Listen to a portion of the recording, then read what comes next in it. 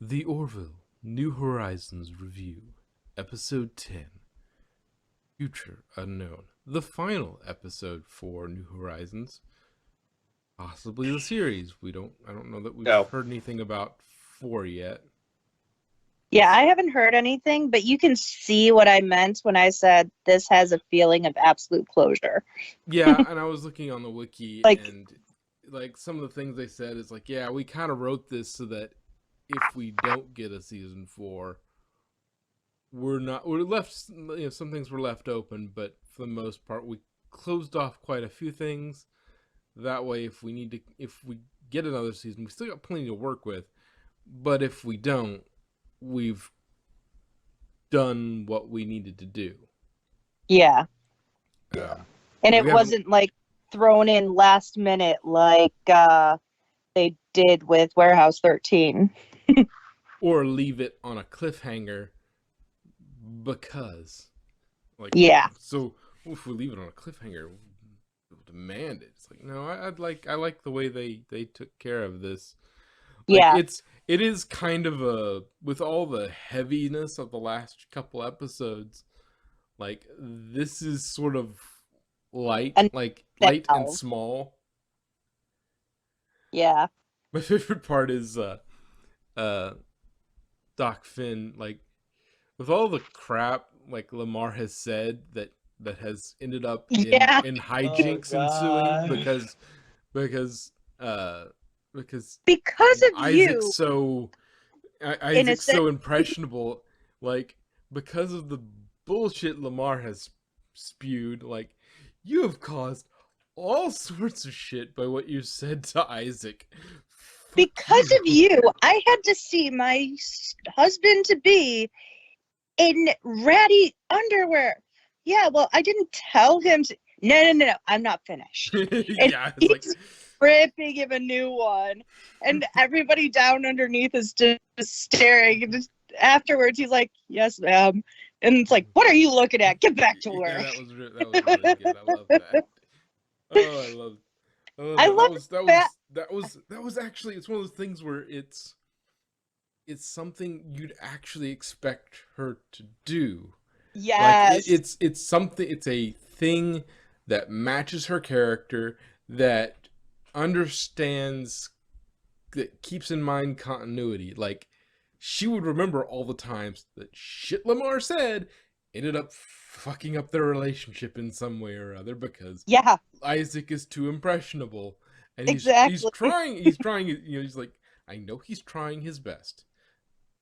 Isaac is always trying his best, but he sometimes gets bad information, and garbage in means garbage out. So let's take out the garbage. Let's keep the garbage out of his input right now. Yeah. Although one thing I'm trying to figure out was the episode. I'm trying to figure out who's more clueless. Okay, Isaac or Boris? Right? It's like, all kidding aside, dude, I told him that formula. It's like even Isaac was like, maybe something I should take over now. Because, it's like, okay, you had your chance. Malloy, your turn. He's like, I was born ready. Which, I mean, to be fair, that's his personality, and he really was. Yeah, he's much better suited to that sort of thing. Malloy is the best man. He is the bard of the group. He is. Yeah. He really is. He got a healthy dose of the charisma stat. Yeah, he did.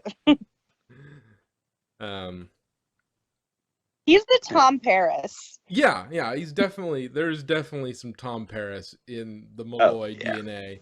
And I would be a little surprised if when McFarlane was creating Malloy, he didn't go, I'm gonna steal that from Paris a little bit.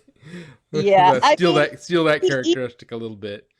He even has that addiction to history that Paris had.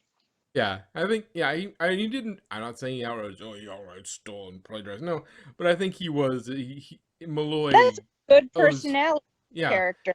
yeah, and it's not like Paris was the only one who ever acted like that. No, that kind of character has existed all over the place. But like Yeah. when he was thinking about Star Trek, he was thinking about when he was thinking about making this show, he was probably thinking about Star Trek, and like he was looking for a helmsman. And is like, well, okay, I need a helmsman. Like, what if I made a somewhat like different, but I borrowed some stuff from Paris, like because it also that sort of hotshot pilot sort of personality type is not uncommon anyway. So like, it's not Yeah. necessarily that he took from Paris, but like he could have not taken from him at all. But Malloy has a lot of the same feel as Paris. Yeah. And there is a big difference, though. His best friend is the captain instead of the eternal ensign. Yeah. Although he did have the ensign at that for a while there until she died. Yeah. But yeah, his. But like I did like me some Harry Kim just because he was so trying to do what was right. he But was just so kept, adorable. He's trying to do what was right, but he was just constantly crapped on from a great height, either from just bad luck or Tom has dragged him along on some damn fool adventure. Right? That's generally how it goes. Either bad luck or Tom has dragged him along on something. But yeah, Either bad luck or Tom luck. Yeah, one of those two happened, and yeah, but And yeah, I like Terry. Yeah. But yeah, he's there's some Paris DNA in there. Like Yeah. not every character has a like a Star Trek sort of Parallel. Like yeah, they're different enough, and like they're more. This sounds like I'm disrespecting TNG, but they feel like more real characters. Like Yeah. like That's because the series gives more depth to them. Like in the big thing, I think, TNG is it gives them flaws. Yeah. Much bigger And flaws, and these aren't the best of the best of the best, sir. The Enterprise is the best of the best of the best of the best, sir. So like they're all prim and proper, and as close to perfect example officers as you could imagine. Otherwise, they wouldn't be on the Enterprise. And these guys are just like, yeah, these guys are closer to the Cerritos. Yeah, it's like, hey, I think they're a step above Cerritos, but not that far up. Yeah. It's like, I got a hangover. Please, no red alerts today. Yeah, they're closer to Cerritos than the Enterprise. So, but yeah, that lets them have a lot more flaws and a lot more interesting characters. And it makes better stories, personally. Like, Next Gen, the stories were, they were like, allegorical, and they were like, they're pretty very deep. highbrow. Yeah, But TNG was very highbrow, very, very, very cerebral. Yeah, and it makes it less approachable for some people. Yeah. Like, I know a lot of like sci-fi nerds who aren't into Star Trek because most of the Star Treks are so, kind of esoteric. Like, they're just a little like, they try to play it a little too clean. Yeah. And it's too just like hoity-toity. Yeah.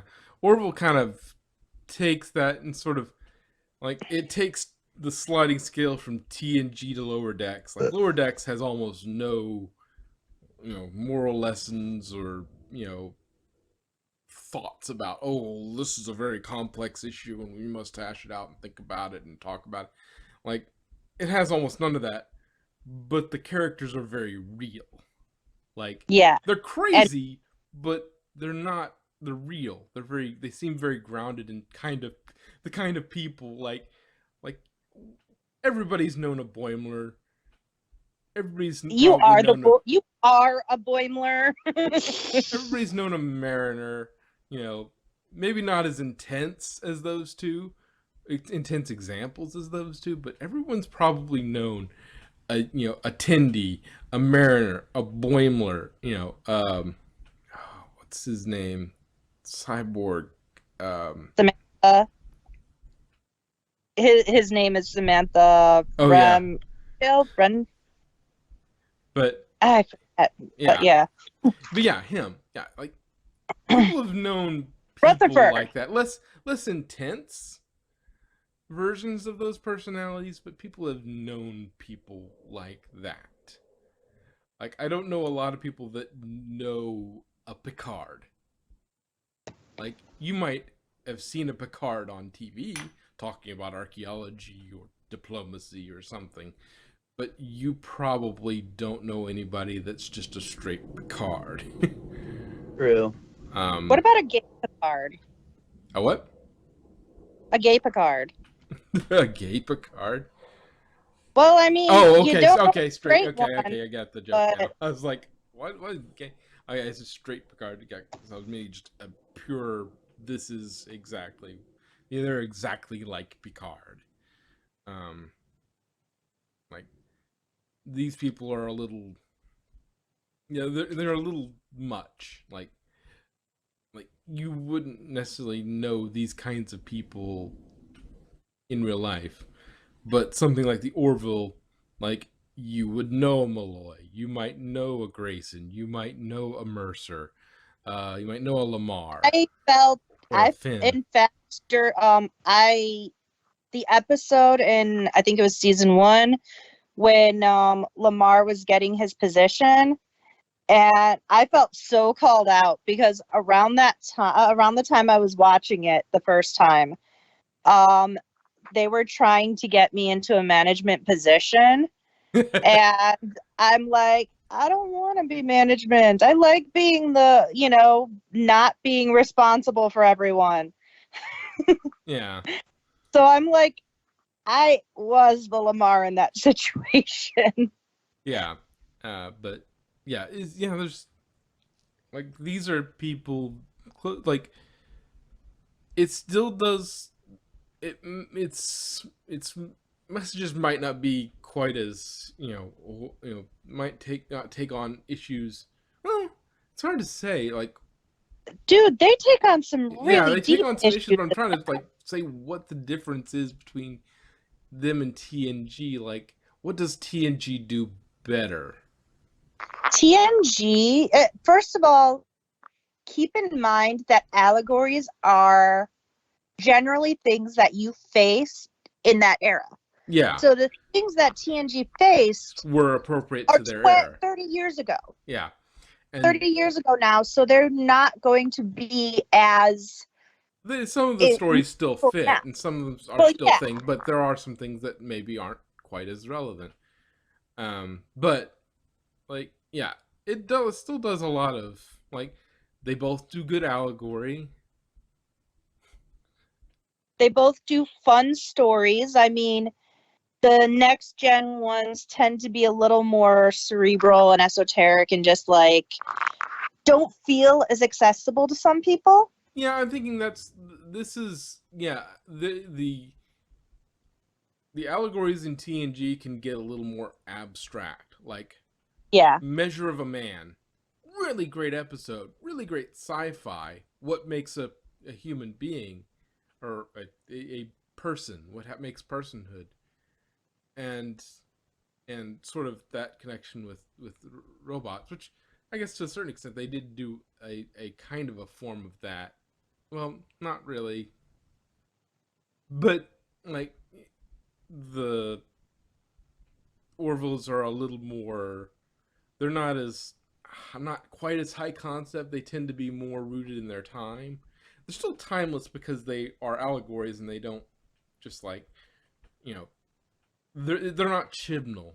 They don't Yeah, just they're not they like don't this good, this bad, be yeah. this. They might have an It's opinion on it, but they don't point it. They don't sit there and have a Trump allegory and just beat on it for an hour. It's like a Trump straw man, and not straw man, but like a Trump pinata, sort of thing that they just sit there and beat on it for an hour. Like, yeah, wow, that sounds really cathartic. which is probably Time to why get they out did my it. way. Like they wanted a Oh Trump no, pinata, I meant actually making a Trump pinata and just beating on it for an hour. which is essentially was essentially what Chibnall did with that episode. He Yeah, basically but I built a literally Trump beat pinata on and Trump. beat on it for an hour. It's like No, but I meant literally just wailing on Trump with a stick. Sounds okay. really cathartic and But yeah, fun. that's probably why they did it. They weren't Chibnall's not very good at sticking to allegory and talking about, okay, you don't like Trump. Why don't you like Trump? Let's go through that. Let's stick Yeah, to make a higher character. ideas and concepts. Yes, Yeah, I understand you don't show. like Trump. That's fine. Yeah, But don't. show other people why you don't like Trump. Like the social media episode, which actually ties into this episode because she's back. Yeah. But the concept that this is why I fucking hate Facebook. Yeah. Because Yeah. It's the whole concept of doing everything just because everyone else is doing it and doing everything just to get likes, just so that people like you for that popularity thing. And honestly, it does feel, especially, I'm not saying the Me Too movement is bad, because I do think that there are people who needed to be called out. do need to get called out, and there are people who do need that support because they are victims. But I think it goes too far when cancel culture just turns on anybody who so much as makes a indecent comment or fucks up somehow, like, makes an off-color joke that didn't land properly, but now they're a harasser, Like, I think that has gotten way too far. And I think this kind of, the first one really drives that concept home without being so over the top and like, this is bad finger wagging. Yeah, it's very much, yeah, it feels like those sorts of those really classic stories that you end up, short stories that you end up reading a lot of in like English class back in Yeah. high school, like those, like Harrison Bergeron and that sort of thing. Like, it's like those are really interesting, stories that have an allegory to talk about things or exploring a concept, but they do it in an interesting and sort of detached way. Like, yeah, Chibnall, what the Orville does well is they keep the funny, they keep it light, they keep some nice interpersonal. Like, there's a lot more thing they do different than TNG is there's a lot more interpersonal relationships with Orville than TNG.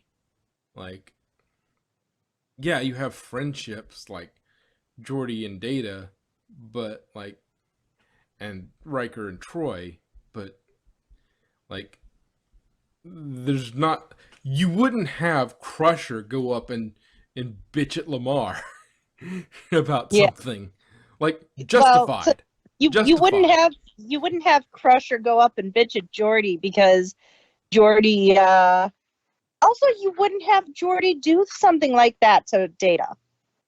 Yeah, it's Like, yeah. Jordy because is a the characters are too good, like yeah. too nice and too like Well, some it's of they do have flaws, like Reg and his thing, but they're too everybody. It is natural to have personality conflicts because no, even within a social group, you aren't going to always agree on things, True. and those disagreements, those personality differences cause conflict.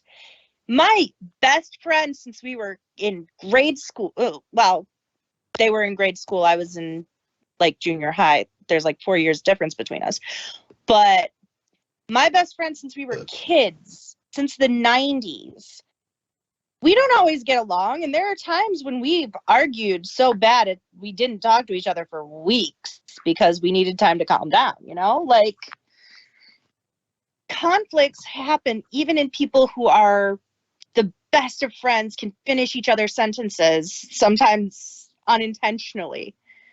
So in a group setting where you're just casual, work friends basically sometimes, like, Lamar and Isaac type thing. Sure, you get on, you're friendly, but there will be conflicts, and that they don't do that so much in TNG. yeah. Unless it's for a plot, they don't have those subplots of, oh, so and so, Jordy isn't going to give Data really bad dating advice because unintentionally, Yeah. Well, and mostly because it Jordy has no game. it hit it hit me like, okay, it's a bit what it is it's a bit of a DC Marvel dichotomy in a little bit, where DC tends to do more aspirational figures. This is what we should aim to be, whereas Marvel does more realistic, grounded characters that are Yeah, more, they're less perfect, they're less aspirational, but they're more relatable. yeah. And so it's that sort of thing. Like, again, you probably like Lower Decks and Orville, like, Malloy. You've known a Malloy at some point. You've known a Grayson. You've known a And if you Mercer. haven't known one of these characters, you probably are that character. Yeah, you probably are that. You're one of these characters, probably. Like, you don't realize, like, there's a decent chance you're one of these characters. Like, not perfectly, but like, and there's like, I don't know a lot of Bortuses, but like, I can imagine those existing. I've known a couple Bortuses. but but yeah, I mean, you can imagine very stiff, very yes, but it's these people are people that you might have met once, or you work with them, or you went to school with somebody who was kind of like this person. Like, they're just sort of all gathered together, and they're all believable people.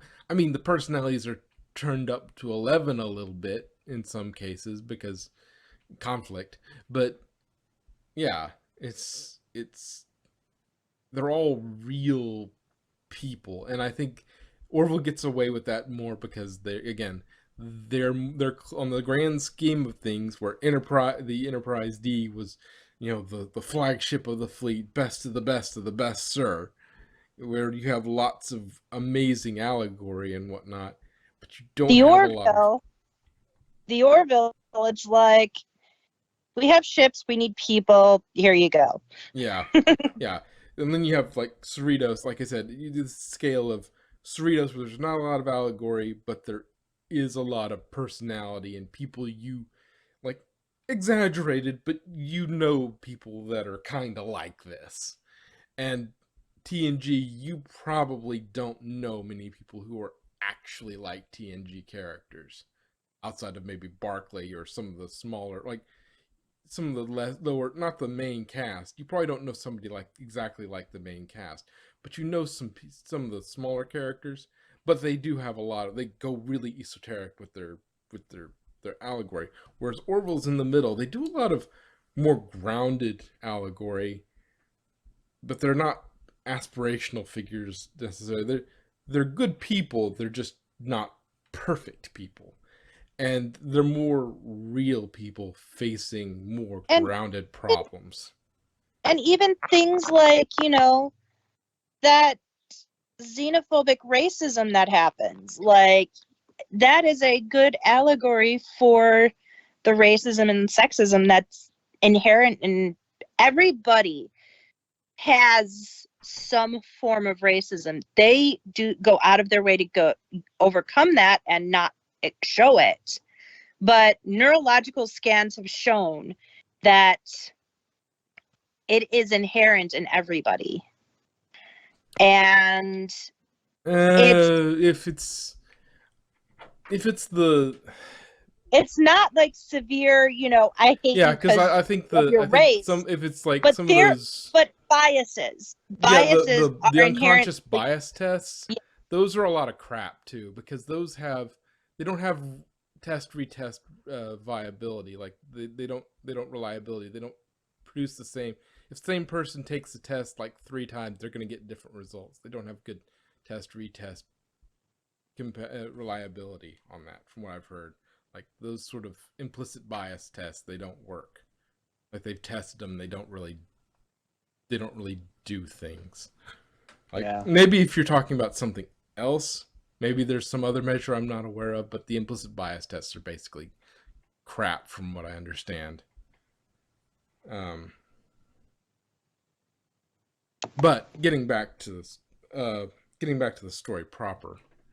Oh yeah, I forgot what we're doing. Yeah. Well, I mean, this is kind of this is a finale, so yeah, it's one of those things where you go over the entire season as well, just as an overview. But also the series, because it could be a series finale. This could be the series finale, and if it is, like, we took care of a lot of stray ends. This was really well done as a series finale as well as a season finale. Like, it gives you so much well-written closure whilst leaving it open so that they're not jumping the shark. Yeah, there's enough sort of resolved, like the whole Isaac and Finn romance. Okay, we resolved that. They're married now. If you come back, well, now you have to deal with Isaac and Finn as a married couple, and Isaac trying to parent. Yeah. That's interesting enough story right there. We didn't even have to handle I'd completely forgotten about, like, when they announced why Lamar doesn't want to go back there. It's like, I couldn't remember the name. The name of the planet didn't ring a bell. And then then I'm glad they threw the up and down button on the table, was just sitting on the table. It's like, okay, I know exactly I remember exactly where she's from. And it's like, okay, yeah, that's great visual storytelling. It's like, yeah, no, we're just throwing that on the table, and then if you saw the episode, you know exactly what's going down. You saw that button, it's like, even if you didn't quite remember, it's like, what's that planet from, and why was Lamar not happy about it? Didn't want to go back. It's like, oh, and then you see the button, you're like, oh, okay, yeah, that's why Lamar doesn't want to go back. I completely understand. Exactly.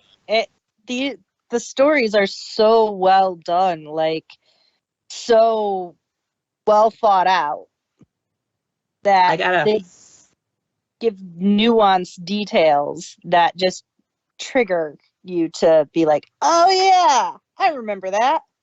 Gotta say something though.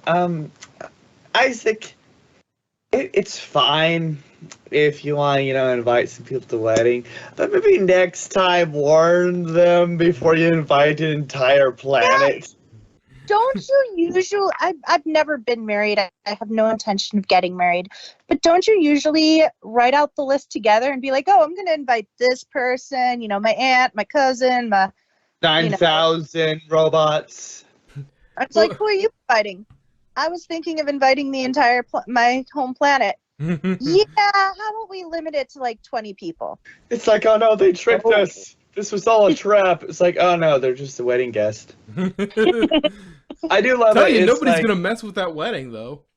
Yeah. I do. They're Oh not yeah. gonna have Krill jump in and bomb No. that wedding. Oh yeah, no wait, there's Kalon like everywhere. No, It's like, no, no. I could just imagine it, right? Like a bunch, like a couple Krill and Mocklin. Mocklin ships come. It's like we're gonna destroy the Orville. They come up hyperspace, like, yeah, no. they just turn around and take back off. It's like, yeah, no, that's a whole Kalon fleet coming, and he's standing around the Orville. It's like the Orville's bad enough because they get creative and they do some creative shit that's fucking annoying. Yeah. But Like, nope. this is oddly fucking effective.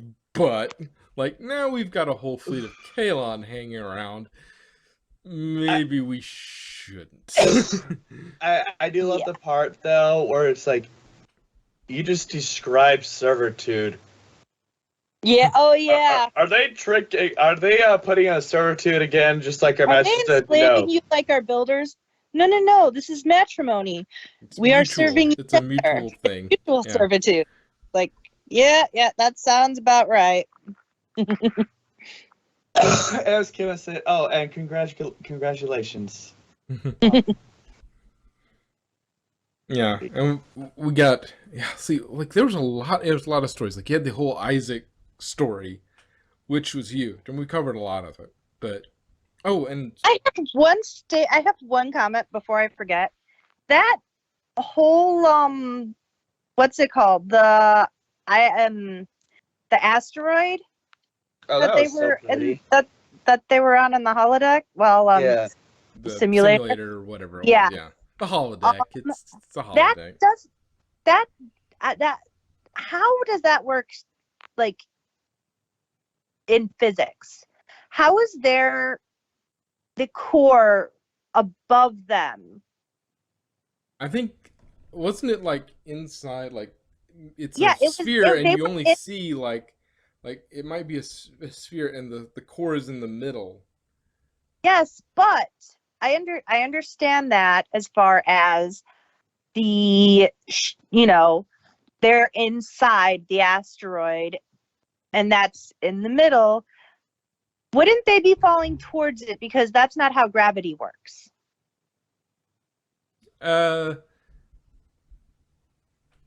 It may be the outside of the asteroid is heavier. The total mass of the outside of the asteroid is heavier than the core.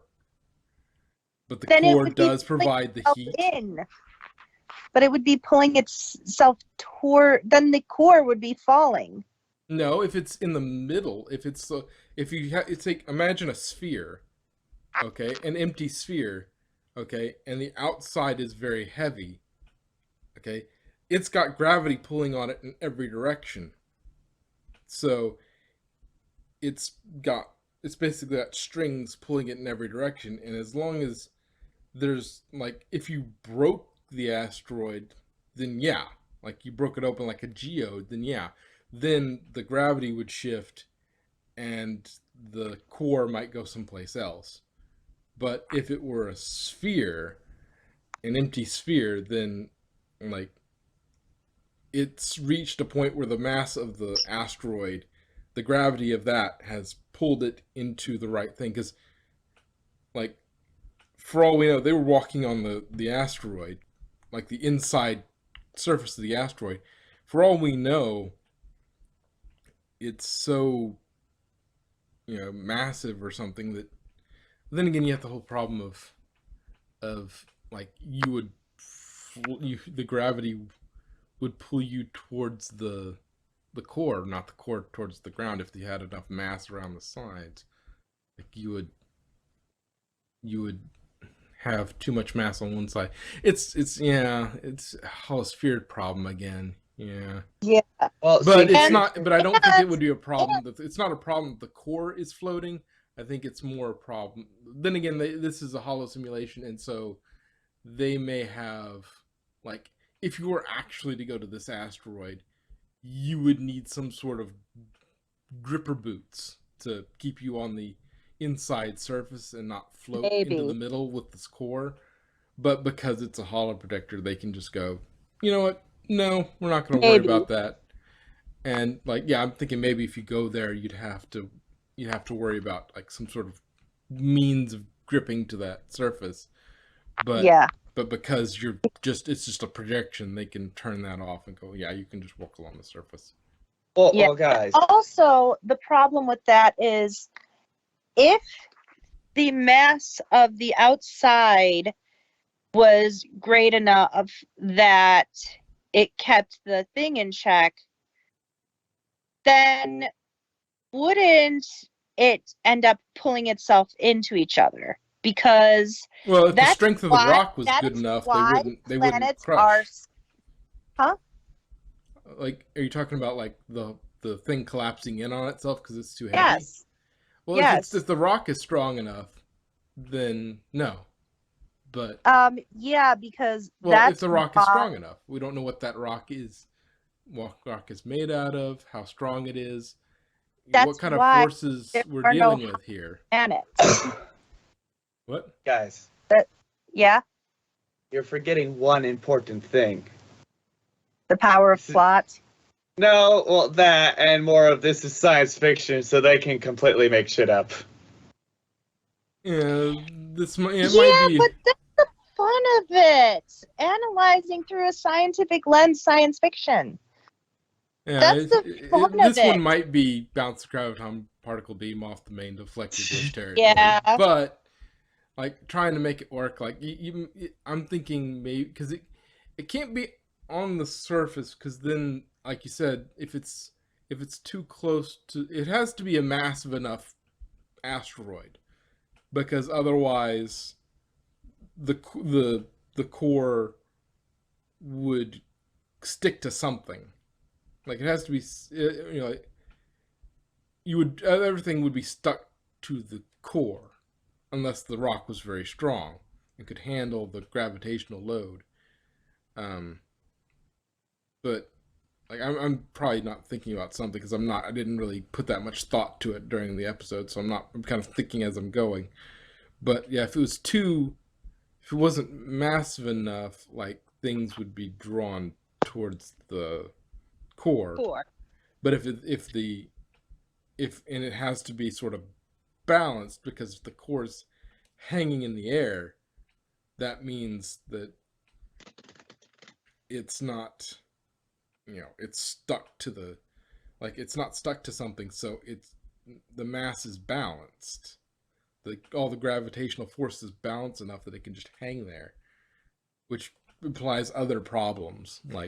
But like I said, they could get around a hollow sphere where you're drawn to the center by having it be having like it ignoring you're basically allowing them to sort of just walk without grippers because they even in like they might actually, well, given there's liquid water, like there would have to be some atmosphere to pressurize that, I would think. Well, and No, you have not to, necessarily. No, sure. Well, I mean, like if there's not enough It gravity to, since it's underground, it doesn't necessarily need an atmosphere because the interior, even if our atmosphere burned off, it would take technically interior could be pressurized to enable liquid water. yeah, that's what I'm saying. Like inside would have, if it it would, I'm just saying, like there would have to be some form of, I would think there would be some sort of form of atmosphere. Like if it's liquid, if it was ice, it would be fine because it would be too cold. Because some But of the but it's but warm some of the enough that there's liquid water, but it's not, it's got a high enough pressure in that space that the liquid water is not instantly evaporating. yeah. And as far as like it not collapsing on itself, I think it like this way. It's like if it was like the size of Earth, and like if Earth was like hollow, right, it would like definitely collapse in itself. But it's probably like that asteroid's probably like only what, like a fifth or like a tenth the size of Earth. So it's probably like not, well, it's heavy, but it's probably not like heavy enough for you to collapse on itself. Yeah, it's just resolving both several things. Like you have a cavern that's pressurized enough with liquid water. It's warm enough, and there's enough pressure that the water is staying in liquid form. So it's got enough pressure. It's got enough everything. So water can stay in. It's warm enough. It's pressurized enough. Water's in liquid form. You have a hanging core in there that's keeping the place warm. So that explains the liquid water. The water is being warmed. So you got that. So explaining why why the core, like explaining the core remaining in the center while the people can just walk along the ground, along the outside. Like, Now, I is also an forget, interesting thing to think about. did they actually mention that that liquid stuff was water? I think so. I thought so. I'd have to go back. Okay. I thought they said said. water. Yeah, Okay, I'm fairly certain I they just said don't water. remember. Yeah, I'm fairly certain they said water. Okay. Because she just reaches down and touches it, and it's like, oh, Ah, it burns! yeah, it wasn't, and this could also be just a matter of, like, Yeah. this is a projection. They're ignoring shit. They're ignoring shit definitely. so that you can enjoy the projection. Safety measures and that sort of thing.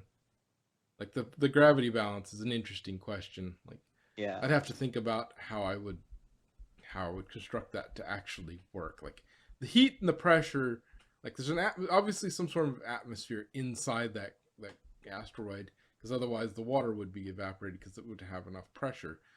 Yeah. But it's also warm enough because it's liquid. So it's Well, warm they said it's warmed by the radiation. that's explained. Yeah, absolutely. It's just figuring out how the gravity works in there. Yeah. And how you're walking along the edge. Like, it would have to be massive enough to keep you stuck to the side of the wall, but also not so massive that you get crushed by it. And also for the core to stay in the middle like that. Yeah. So that it's not banging into one thing or another. It's sort of hanging there in that cavern. And you're also not, it's not so perfectly balanced. You won't have, because you have to think about with a shell, you also have to think about, like, you're not only getting the gravity from what you're next to, but you're also getting the gravity from what's above you, all the rock above you, because you don't have the mass of the Earth beneath you. You just have the mass of the asteroid on that side beneath you, and the mass of the rest of the asteroid above you. So, like, I seem to remember something about that balancing out. So they just need to be really careful and keep a good grip on the ground. But again, this is a hollow projection. They can go, we're going to hand wave that. Like, we normally need gripper boots or environmental suits to do this, but we're in a hollow projection, so we're just going to do this. Now, one thing that in this episode that I liked was them pretty much showing, hey, this is what happens when we try to advance the civilization before its time. They kill each other. Yeah, this is why the Prime Directive is what it is. Well, they don't have a Prime Directive, but why they have their equivalent of the Prime Directive. Yeah. It's like non-interference policy. Yes, because if they've made the societal leap and gotten over a lot of their problems themselves, then they can handle this. But if you try handing it to somebody who's not, a society that's not ready for it, they'll just kill each other. Yeah, I mean, and you might end up also, because there's going to be factions on this planet, you might end up helping one faction more than another, and then one faction gets mad about, you're just a slave to the aliens, and then you get war starting, and it's just not fun. Yeah, but like a perfect real world example is pretty much nuclear energy. Because it's like we got this like great thing, it can be like used for power and stuff, but most of the time people just use it to blow each other up. Yeah. Well, most of the time is a little much because it's only I'm been being- used twice. It's only been used twice. Okay, And most of the most time times- they threaten to blow each other up. Yeah. Yeah, nuclear tech, though, more often, like, other than the threat of it, like, more of it's used to generate power. It's more, there's been more hours of nuclear power being used for generating peaceful power than for, actually blowing up people. It's only been done twice. But, yeah, the threat sort of threatening each other and mad has sort of balanced that out. Yeah. Yeah. It's nuclear power is a nuclear technology and science is a double-edged sword. It can make some amazing, fairly green energy. But it also comes with that also comes with nuclear weapons and all that as well. Like, so it's a double-edged sword. Like, I get where she's coming from, right? Well, I mean, personally, I'd be like, if I had a chance to leave Earth and go on a coast spaceship, like, I'd be like, fuck you all. I'm same. leaving you. I get to It's be like- in the Federation. It's like, Yeah. aren't you gonna feel sad? No, fuck you. But then It's like- again, we're far too antisocial for that shit. It's like, I would love to be able to work, not because I have to survive, but because it's something I enjoy doing. Right? But yeah, Ugh. let's see. And I think I've seen Bortus naked than any other crew member the most. True. The Mothmans Well, do except- tend to get except- naked a lot. Except for, what was his name? Ung? The one guy who never wears clothes because he's too big to fit into clothes. Oh yeah, The but uniform isn't really well suited for someone of his shape. Though I Yeah. will say that the dress uniforms, I like the union dress uniforms. I think those look really cool. Yeah. and thank God Bortus still wears underwear. Right? Yeah, that's what I was wondering, was like if this was going to be a, there's, very careful camera angles, and that was how they were going to do this. But they went with the Loincloth. loincloth. It's like, okay. It's like, Although seeing Bortus in a thong, yeah. See Fortis and Clyden wrestle in a thong. But it does leave an interesting thing here, because, like, assuming they did the deed, that's sort of how this thing goes. There's a chase and they do the deed. Like, Topa might have a sibling, but if they get a season 4. Maybe, but then again, you don't. Oh yeah, I'm Always. not saying And they had the- definitely will, but they could. They And could. they've done the deed plenty since Oh, yeah. Topa.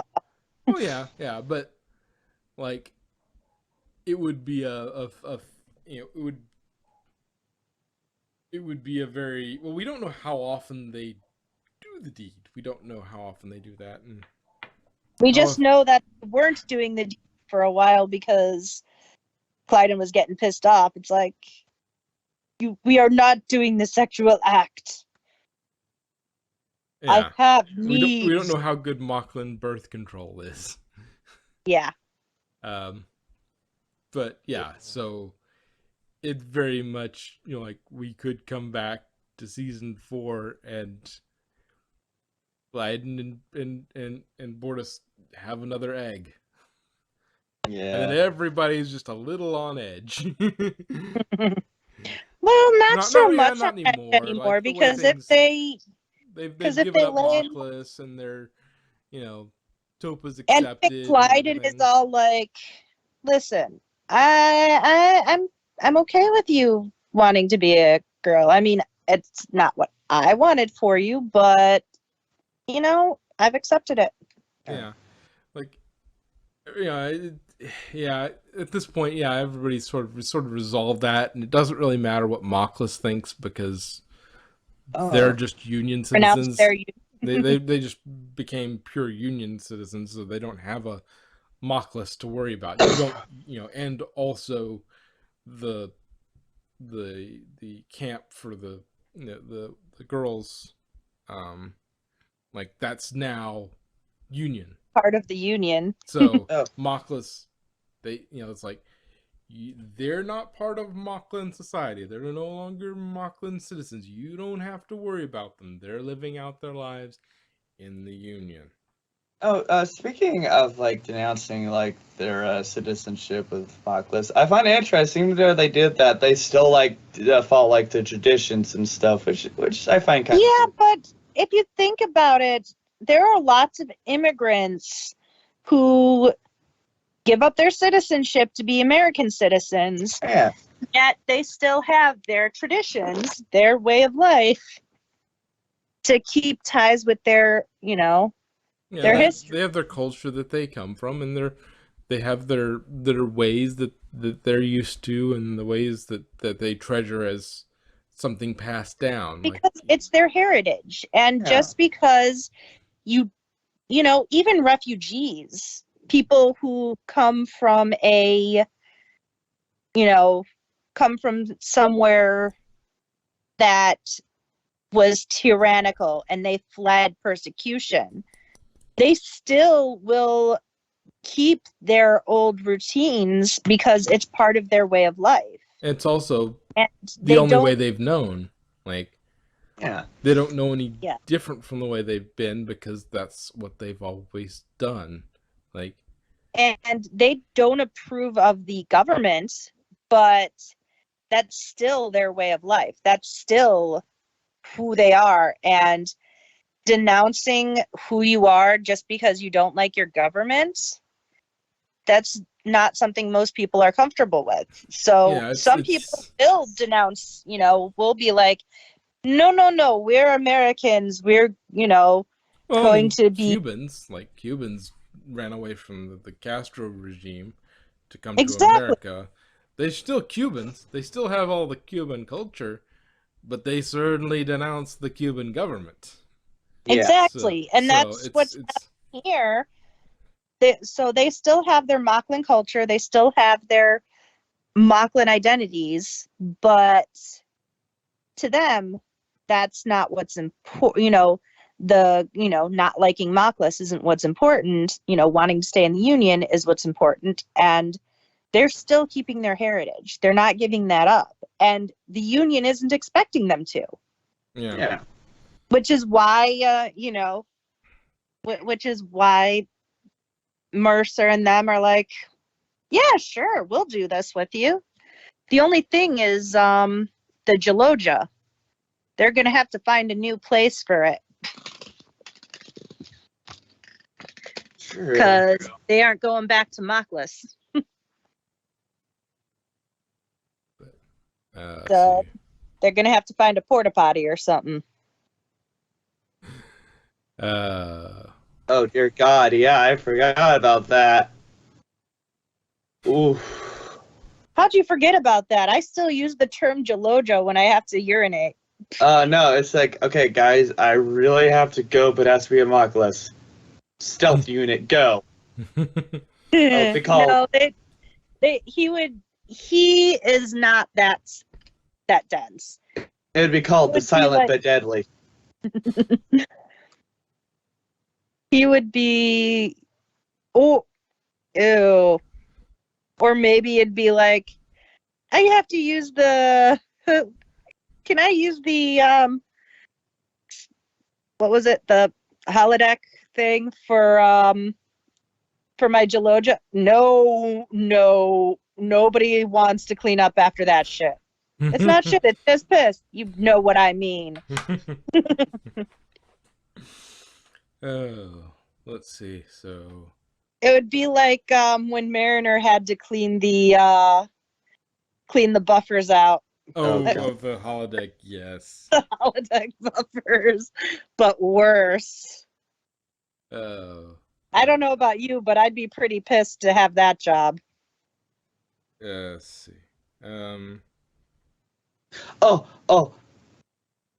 well, I mean, you could if it's P, you could just what you could do is if you do the simulator, you could have it create a a tray, a light tray that it's a tray made out of photons, like it builds any other structure underneath all the normal Mocklin landscape, and then it just catches Flood. it, and then you program it to collect it into pull that sort of tray into a bag, and then you have that. Then you just have to find a way to get a canister under it, and then you have it turn it into a spigot, and then it just drains it drains completely into whatever canister you were using, and then you have it. Then you just have Bortus clean it up. Just you take it and Consider you deal with con- it. considering they only go once a year, imagine how acidic that would be.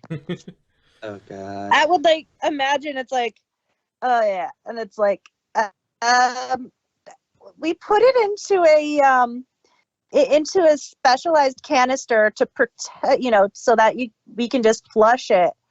It melted the canister.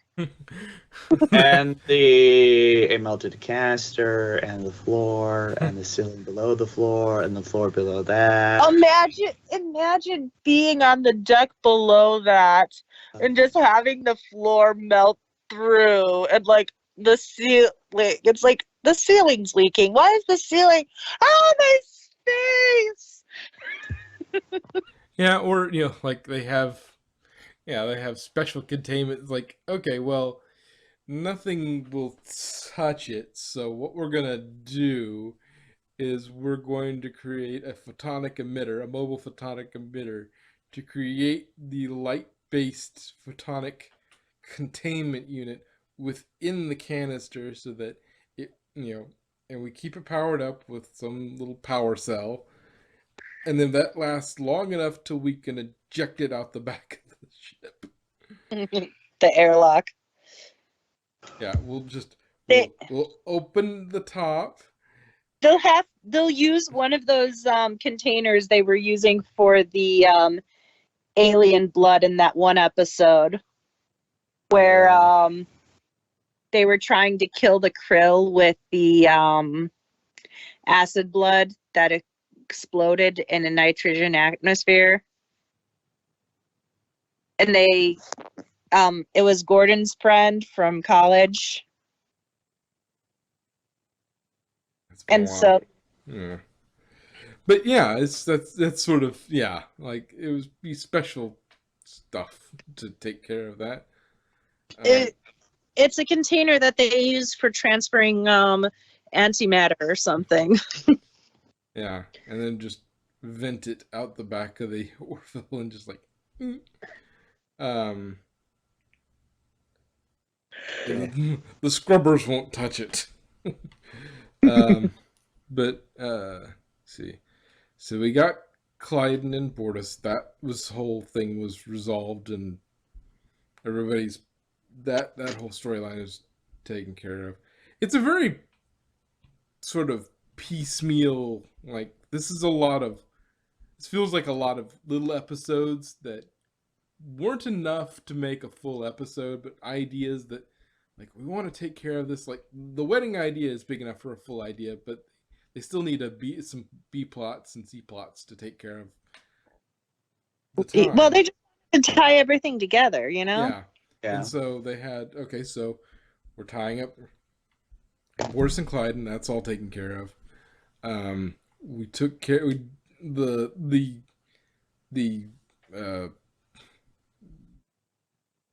pop vote down vote planet. That one, I wasn't even expected to hear from ever. Like, so that was sort of an interesting filler to choose to put in there. Like it's a good bit of story, like, but it's maybe not enough for a And full episode. So and sticking it if in they this do get episode works. and if they do get another season, it gives them a new crew member to Yeah, make it to replace depends on what Charlie. she wants to do. Yeah, Yeah. they Yeah. can like crew member, like she would probably have to get, well, there's basic Yeah, crewmen, so yeah, like you'd have like, to get her caught up on a lot of things so but I that she mean, could do she her can work. job. But She was already a barista. She can work in the bar with that one guy. yeah, like yeah, He that's could teach true. ropes. Yeah, second shift bartenders, like we haven't had a Yeah, bartender on second shift in a long time. We just don't have. yeah. We got our first bartender, but we just don't have one during this time period. Yeah. So during this shift, so you just go over here and be our bartender for that. Or or funny enough, like they find out, like they're testing her, like being a barista, she didn't really have exposure to a lot of things, but like they figure out she's got the same gift as the um Charlie. it's Charlie in the fourth dimensional thing. And she ends up right back. She ends up right back. It's like, oh, okay. But that would take some time because you'd have, well, depends on how quickly Orville 4 would come out. Like if it's a couple of years until another season of Orville comes out, like it would, like that would, like, oh yeah, she's been studying and apparently she's excellent at this. Like they figured out she's got this aptitude, and so they sent her right back to the Orville. It's like, now you have another one of those. Oh, But no, I don't know if that will actually. We could. It also. I think it's set up in such a way that if she wants to if the actress doesn't want to come back, it's not a problem. Because yeah. she can just say, "Oh, yeah, we got a postcard from her. She's on Earth, learning about this or doing that," but she can always come back as a guest star if she wants to do. If they want to do something longer term with her, they also have that option. She's Yeah. left very open ended as to what they can do with her. Then, And oh my god, I can't believe we're forgetting about the most important thing this episode. What? The Alara coming stripping. back? Oh, that. Okay, that's the second most important thing. No, I'm talking about stripper Isaac. Oh yeah. oh, good gracious! those little nipple tassels, just like, oh my god, Oh my that was like gosh, fabulous. I wonder if that was the actual guy. Actually, just, or they had somebody come in with experience in that field, and they put on the suit, because you can't tell. He didn't. I don't think he said anything. So No, it's completely silent. yeah, and even if he did, you could ADR it. But like, Yeah. you could have somebody who's more experienced with doing that sort of thing, and he could come in, and as long as he's the right size and has the right experience with that sort of thing, he could do that Im- stunt. Imagine having that as part of your as on your IMDb page as Stripper Isaac. stripper stripper Isaac, uncredited.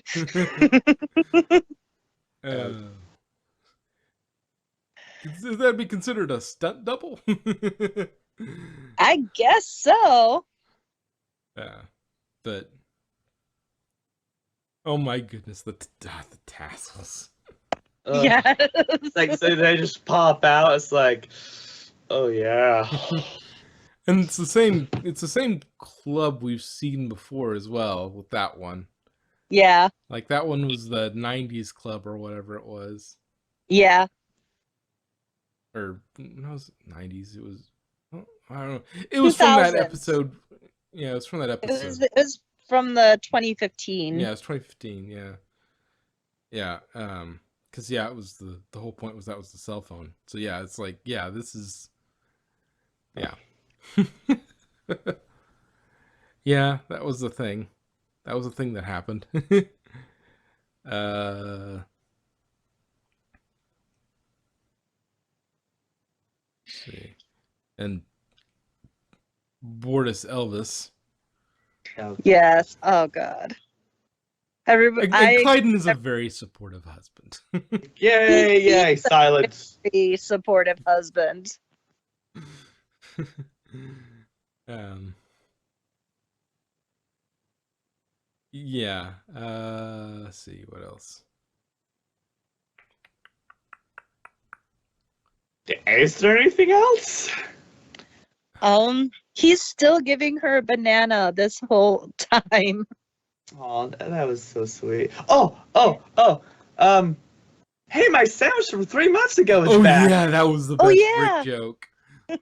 It's like it's sort of planned to be that moment that you forgot about it. It's planned so you forget about it as much as he did, and like it's a pleasant surprise later. Hey, my egg sandwich is back.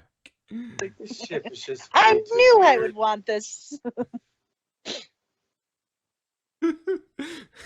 Weird ass place to work, or something like that. Yeah. Lamar, this is a weird ass place to work. Yeah. Would But you he like? wouldn't have it any other way. Would you like to have relations with me? I'm doing good. How about you? And what? Yeah. No. Would you like to have intercourse with me and perhaps afterwards a date? It's like, first of all, I'm so usually that goes the other way around.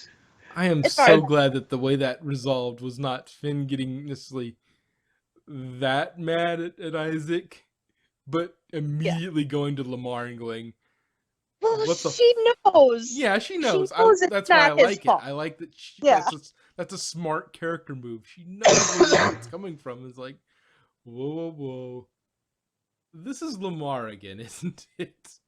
And then I love it when she's like, no, and goes to his dinner comment. It's like, hey, never mind. Yeah. Well, it's either Lamar or Malloy, though Malloy seems to be getting a little better about that. But like, yeah, it's like Lamar, no, Lamar, no. Well, even Malloy was like, yeah, John, no, Yeah. they're happy. Let them be. yeah, like he's more prone to that sort of thing, but he wasn't. Like he wasn't this episode. Like I can see it would be very within his character to accidentally give Isaac some bad advice because he misunderstood the situation, or Yeah. Isaac misunderstood his advice. Yeah. But yeah, Lamar is But- like, no, this was Lamar. Yeah. And Malloy is just like, because there was no misunderstanding there. Malloy's like, it's sweet. That, Yeah, it's like no. Yeah, it's like no, Lamar, nope, Lamar, no. you don't mess with Finn. It's like no, you know what you know Isaac's impressionable. You said it anyway. You're gonna shut your mouth. I don't want to hear anything more from you on. I don't want to ever have to deal with this again. Okay, stop giving Isaac advice. It's usually your advice is usually bad. Your romantic advice is usually bad and misconstrued by Isaac. So stop. Just stop.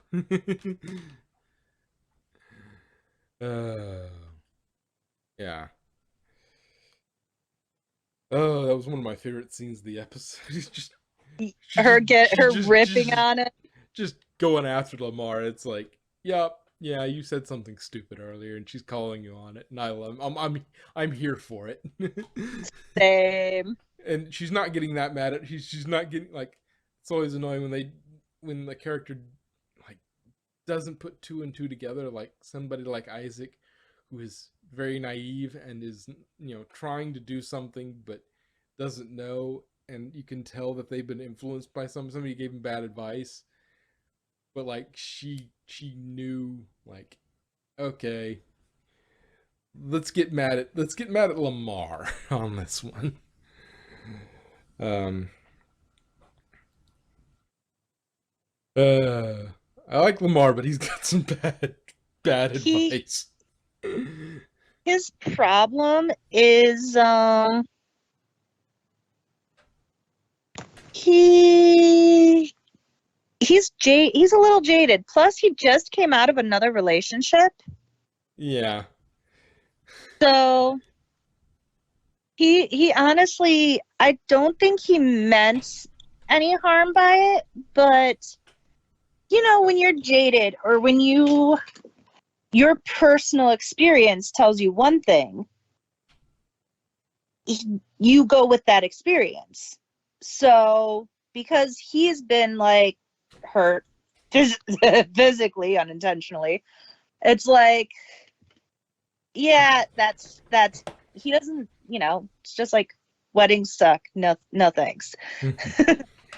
And that just throws, he puts that out there without realizing the effect it'd have. yeah, but yeah, I think that's most. I think we've taken this hour and 11 minutes or so. I don't know how long we spent in sort of pre-recording, but pre-streaming. But yeah,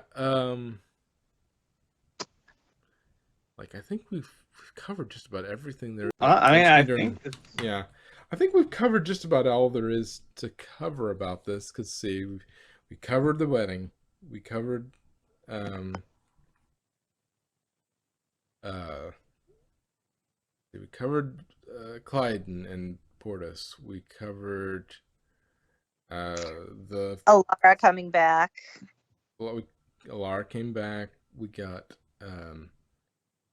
the sort of prime directive sort of story. We got that taken care of. I can't think of talked about Isaac's nipple tassels. That comment would never be not funny. Yeah, context is for the weak. Yeah. Isaac's nipple tassels. What? No, I'm not gonna further comment on any context on that. No. Why should I? It's perfectly sensible from what you don't need to know anything to understand why I would mention Isaac's nipple tassels. There's nothing I don't need to say anything. But yeah, I can't think of anything else that we haven't covered. It's a good season. Yeah. Got a lot of movie length ones, which was cool. I think he got to do a lot of the things that he wanted to do. He didn't have to compromise on his story in terms of length or content because he's on a streaming platform. If he wants to make an hour and a half episode, he can make an hour and a half episode. That's not a problem. And considering how and considering the new setup it's in, it's now in Disney Plus, so that does have the potential to add more seasons. Yeah. But because Disney will see, ooh, this works. But also it might just be it's in Disney Plus because it's going into archives now. Yeah.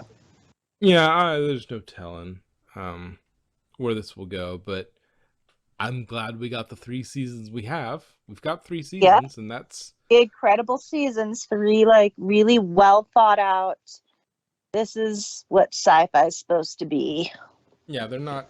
Yeah, these aren't hammered together crap. These are good episodes, and because they took so long to come out, like they've had time to think and refine them, and come up with new ideas. So we might get a 4, we might not. But if we do get a 4th, I realized what they can do in case as a potential for Yaphet's character. if you remember in one of the in a couple of the episodes, they mentioned how they reproduce, his kind reproduce. It's through through splitting.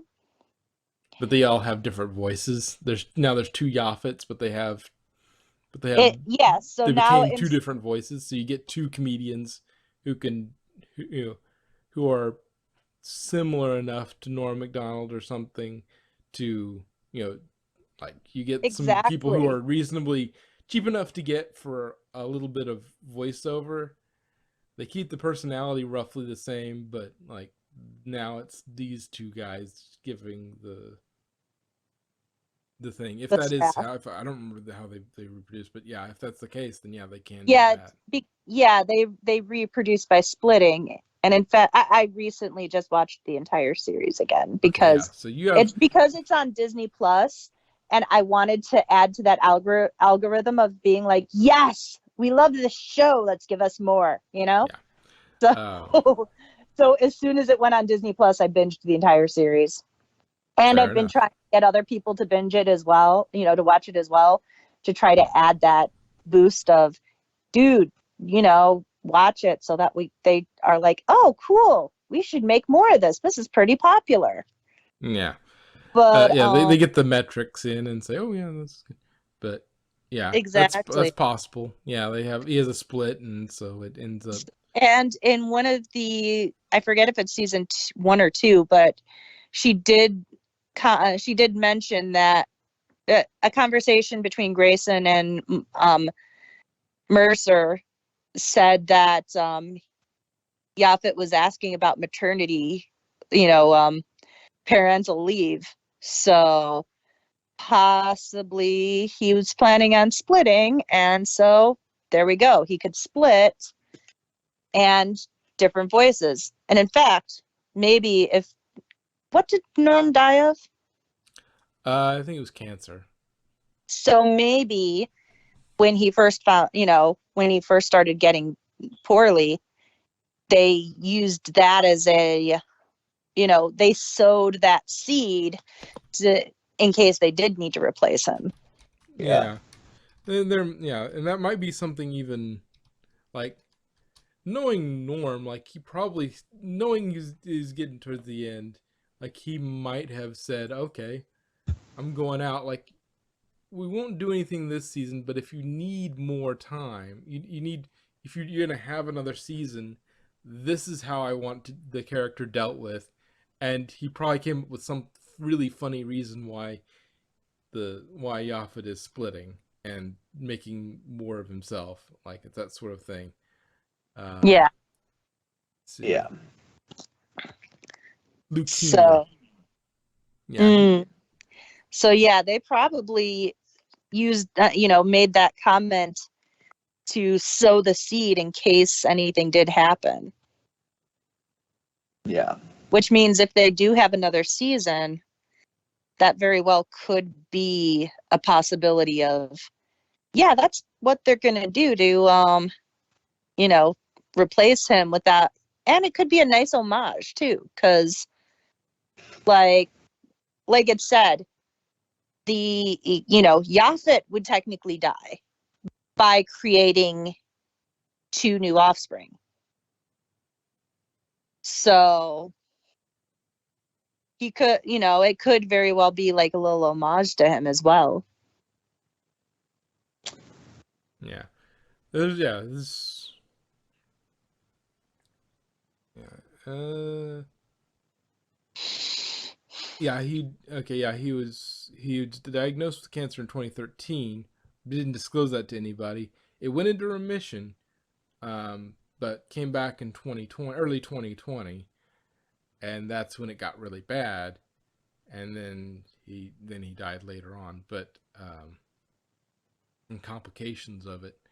So, like he knew from, he might have known from 2020 that it's early 2020 that he didn't have all that much time, and he was eventually going to get him. So he may have gone, okay, here's how I'd like Yaphet dealt with. Like in the future, and he may have worked with him and like, yeah, okay, let's workshop this idea. We've already got all the episodes in the can for basically all the ideas done for this. Like, we're still recording some stuff, but we're done with all this so we can't like slide it in anywhere.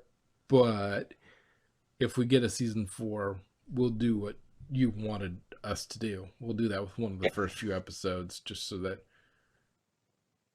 Yaphet gets a good send off, and we can continue using somebody like him. Yeah. But I don't think, I think that's, let's see, what else do we have? We covered everything in the episode. We covered everything outside the episode. Covered the entire season, basically. Yeah, I can't think of anything else. It does make me wonder, though. Did Lamar dance at the wedding? Because I haven't danced since that day. That's sad. It killed the music in me. But okay, well, I think that this is the end of New Horizons, season 3, Orville New Horizons, and possibly Orville as a whole. Lovely show. Hope we get a 4. Don't know if we will. Seth said there's like a 50-50 chance. Yeah. Yeah, who knows? But hope we get a season 4. Don't know Yeah. if we will. Maybe But we will. He wants to do it, but it depends on the networks. Yeah. Yeah. Depends on who he's But I selling mean, it to. now he has it on Disney Plus, and they have big pockets. Yeah. So everybody go watch it on Disney Plus if you have it, just to add that to the algorithm and be like, ooh, this is a popular show. Let's greenlight a new season. Yeah. Yeah. Yeah. That's a wrap. All right. Yep. Okay. And just in time. And I guess stopping... we didn't need to do Resident Alien anyway. Yeah, even if I did feel up to it, I would. Yeah, we knew this was going to be a long discussion anyway. Yeah, I mean, it's a finale, so. I should look it up to see what our longest review is. I don't know, but anyway.